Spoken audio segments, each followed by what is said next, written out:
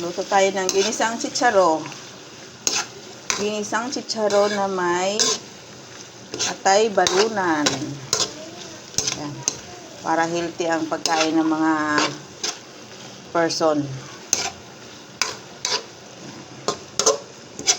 Tapos nilagyan siya ng olive oil. Para healthy. Olive oil ang ginamit ko dyan, guys.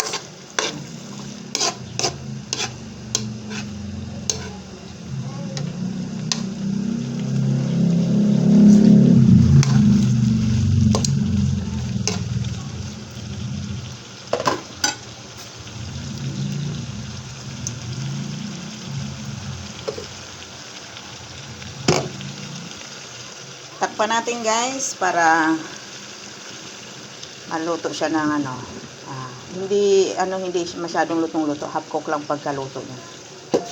Yan. Yan, guys, tignan natin ang ating niluto na chicharo. Yan. Maya-maya konti, maluluto na siya.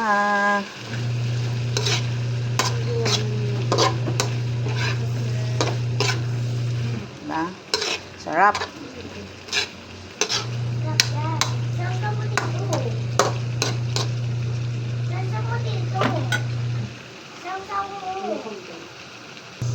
Ayan na, guys, luto na ang ating ulam.